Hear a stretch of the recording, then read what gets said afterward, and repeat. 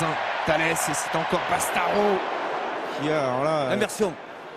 mais il y a un KO, gros KO je crois sur cette percussion là, vite, faut intervenir monsieur Walsh et Mathieu Bastaro qui tout de suite est au prêt. Je crois que c'est Brian O'Driscoll, non?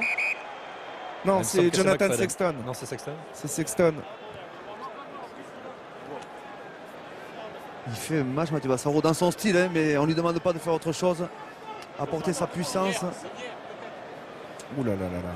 Il a fait sortir déjà son vis-à-vis. Et tout de suite Mathieu s'est porté à son secours. Ouais, et ça c'est très sport et très fair play. Et il a même positionné l'ouvreur irlandais en attendant les...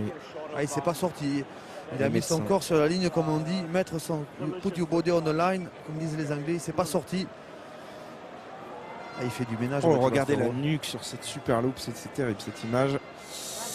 D'ailleurs, on va lui mettre une minerve pour prendre toutes les précautions nécessaires à son évacuation, Jonathan Sexton. Alors que Brice Dulin est toujours avec cette poche de glace sur son genou droit. On ne tarde pas à changer, hein, Philippe, avec l'entrée en jeu de Madigan. Oui, Ian Madigan qui va donc prendre la place de Jonathan Sexton. Et on prépare aussi Jack McGrath pour remplacer Kian Healy, mais pour l'instant on va attendre. Ian Madigan, joueur du Leinster, qui a été préféré cet après-midi à Paddy Jackson, qui peut jouer 10 ou 12.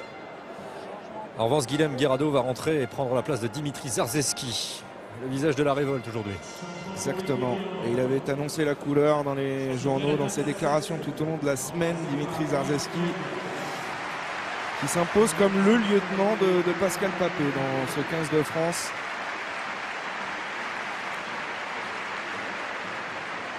Alors évidemment, on s'attarde auprès de Jonathan Sexton, secoué par Mathieu Bastaro. Très applaudi Dimitri Zarzeski cet après-midi. Rory Best ici en pleine discussion avec monsieur Walsh. Pour l'instant, Fabien, à 12 minutes de la fin du match, ce sont les Irlandais qui tiennent leur victoire. Ouais, oui, mais c'est fragile. Ouais, depuis une bonne dizaine de minutes, je trouve que les Français prennent l'ascendant à l'image de Bastaro physiquement. Les Irlandais se séparent assez rapidement du ballon par du jeu au pied haut qui ne met pas sous pression Dulin, qui a répondu présent, qui a été testé, retesté et qui a pris le dessus lui aussi dans le domaine des airs. Et Jonathan Sexton applaudit comme il se doit sur cette évacuation sur civière. Et le tournoi qui s'arrête là pour lui, qui aura fait vraiment un très bon tournoi avec cette équipe d'Irlande. On le trouvait méconnaissable depuis le début de la saison avec le Racing Métro. Eh bien, il a retrouvé des couleurs dans son pays.